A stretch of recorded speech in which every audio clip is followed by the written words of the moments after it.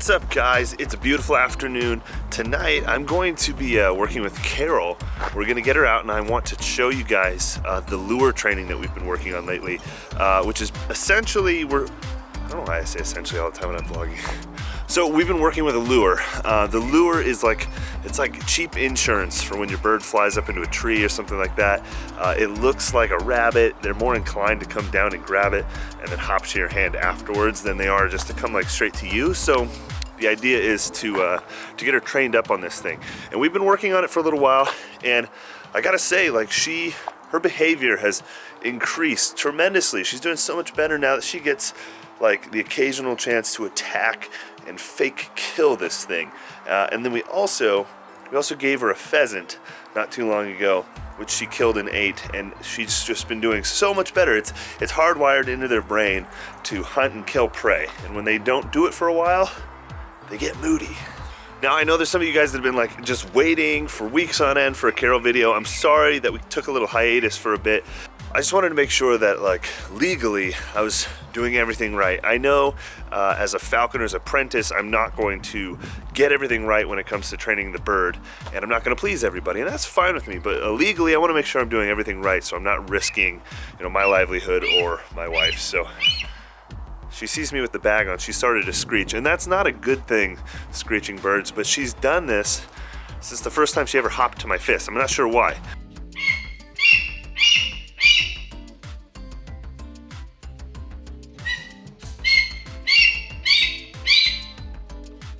So we're gonna work on the lure. It's seemed to help. As soon as she sees this bag, though, she just goes nutty. All right, so I'm gonna start by getting her on the gauntlet, and she knows it's time to eat.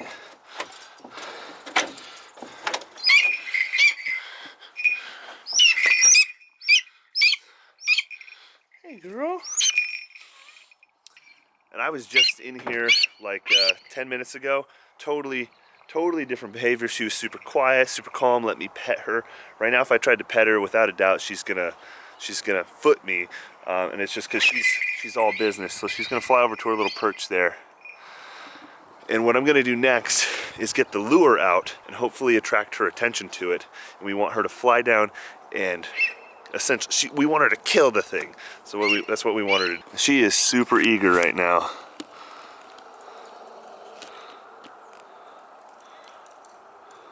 So while I'm doing this, I pretty much have to hide the black glove, because if she sees it and I just wave my hand in the air, she's gonna fly to me, and I don't want her doing that right now. So I'm gonna fold it and put it in my back pocket.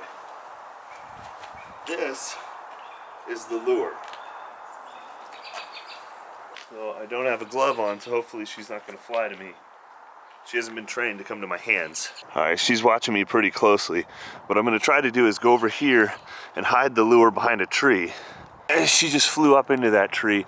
So as you guys will see maybe tomorrow or this weekend, this is the behavior that we want. We want her to kind of follow me around tree to tree as I go around through the bush and try to get some sort of wild game to come running out like a rabbit or a squirrel. And so that's kind of the scenario that we've been training on over and over.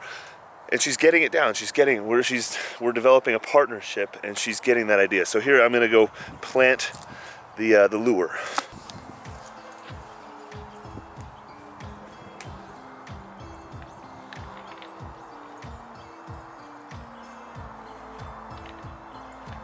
Now we're going to run this thing out as far as we can, and hopefully she doesn't come diving for it too early.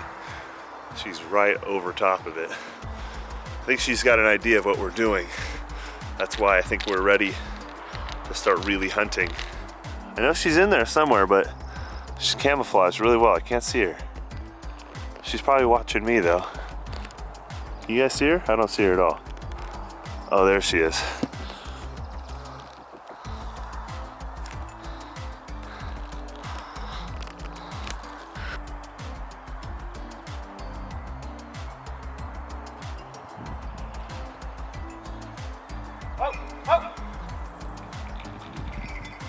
I don't know if you guys saw that, but she flashed on it. She probably checked it out and saw there wasn't a ton of meat on there. Maybe some of it fell off, and she changed her mind. We'll try it again. Oh, there's also a big adult right there, probably bugging her.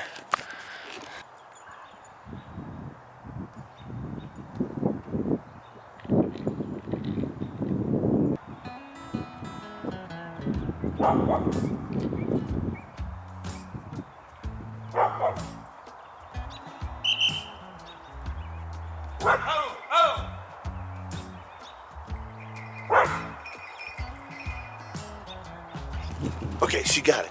So she didn't hit it super hard, and that's because she knows it's just the lure now. But at least she hit it, and that's good. Really good behavior. I don't want her thinking that I'm gonna steal it from her.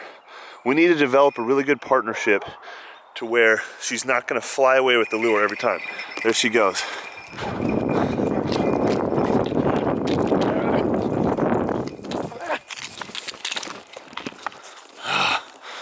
God damn it. So, that's what I was trying to avoid. So this is what we need to work out. When she starts getting live game, you really don't want her taking it and flying away with it. So somewhere along the lines in our training, she dropped some food and I reached down and picked it up, tried to give it back to her. She thought that I was stealing it from her. I think I maybe did this one too many times. And well, now she thinks I'm a predator trying to steal her food. And there's a really important like handoff exchange you need to do when you're hunting. And so that's what we need to train on today. So I'm gonna follow this line. Luckily she didn't get too far. We're gonna go find her. So this is like actually where we plan to hunt her a lot back here. Oh, shit, it's really, really wet. That's a wet foot. So she's still working on it. I'm gonna approach her and see if I can do a handoff. A switch.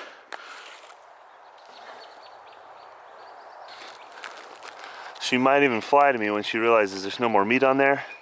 But if it were a rabbit, she'd just keep eating and eating and eating until she was full. And there'd be no need to come back to me for a while. She'd go up and nest.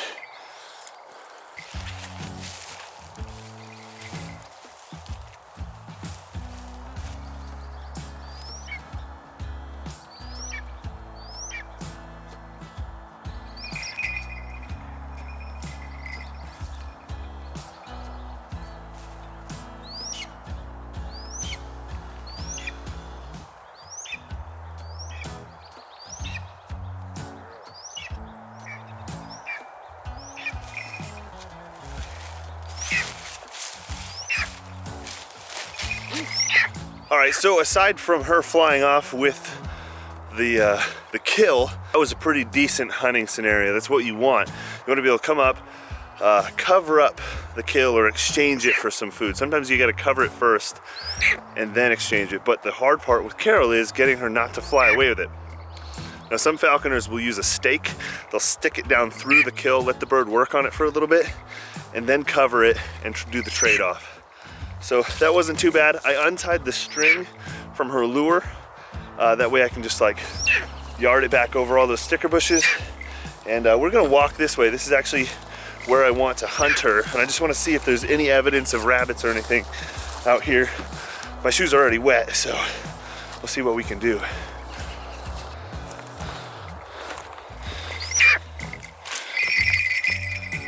Carol's taking off. All right, so we'll stage a little hunting scenario. Let's see if she follows me. So this is what we would do tomorrow. We go to a field like this where there's potentially rabbits. She's gonna go up in the tree, hopefully watch me, try to flush out game. And it takes a little while for them to realize that I'm helping, or trying to help at least. But eventually she'll start waiting on me, which means kind of following me along as I go and try to flush out rabbits. These like sticker bushes here, really good spot for rabbits. A lot of falconers use beagles to get in there and try to flush them out, which is a super good idea because getting in there sucks. I'm gonna try walking way down here and see if she follows me, but I don't think she will. I think she's just gonna let me walk away. She doesn't know I'm trying to help her yet. You gotta get a few kills, and that's when the relationship really starts to work. Let's see if she comes over.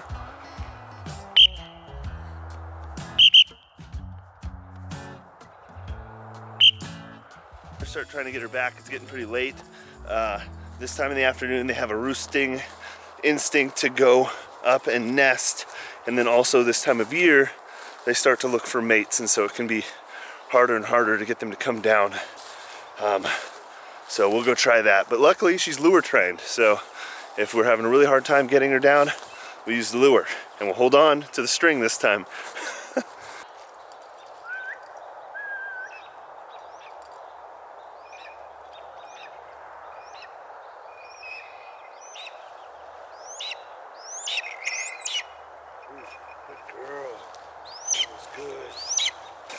I'm gonna walk with her a little bit this way. If we see a rabbit, I'll let her pounce on it. It'd be pretty cool. But I don't know, I've never seen him back here. It's just like perfect habitat for him, but I've never seen him. But I also haven't really been looking too much. But we definitely gotta find some good rabbit hunting areas up there. I think tomorrow I got some good places in mind, so we'll see what happens. You looking? Some falconers will hunt with their bird on their fist, and they'll just walk with it, and when they see something they'll send it after them. But it's a lot more effective to let the bird work from a really high vantage point. She wants to hunt.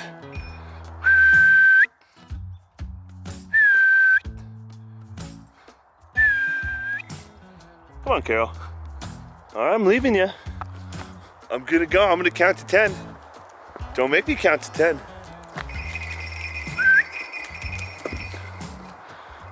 She's getting up high. It's like she's hunting.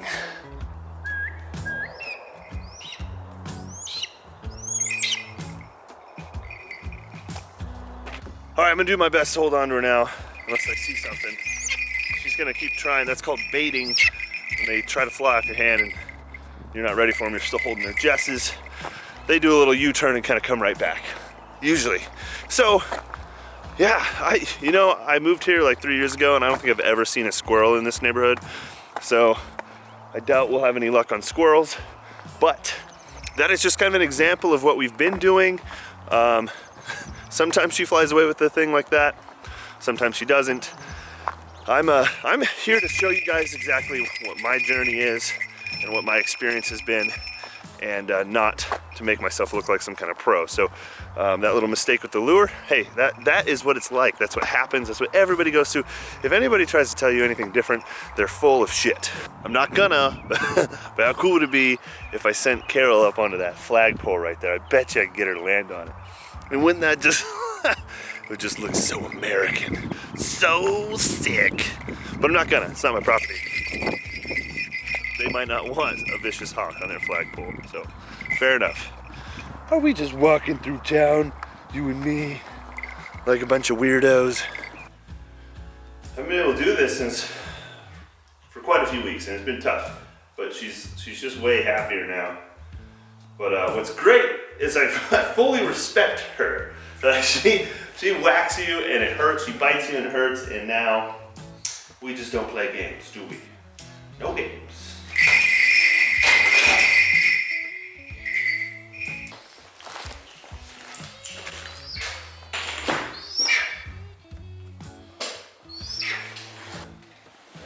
I've basically just learned from experience, it's a good idea to hide the falconry bag and the glove and all that kind of stuff, because that's what happens. She jumps on the bag and like starts pulling at the plastic, and I don't want her to eat plastic, so I take that from her, and that is why she screeches and why she takes that food. So it's just a really bad habit that she's learned that I'm trying to train her out of. And I think that she's gonna get better, but it's just gonna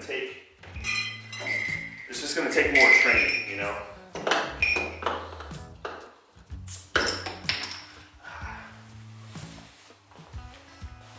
So this is what I do. I do a lot of like training in the backyard, come in here in the garage, kind of just spend time with her. That way there's no like pressure on me, like she's gonna get away or like go try to roost. And then she's also not like crapping in the house or, you know, overstimulated by the kids. And it's good time. It's like good downtime for me too. So Tomorrow we will go, and there's a bike trail that I want to walk down with her and see if I can get her to follow me, which is called Waiting On. And we'll try to catch rabbits. That's the idea.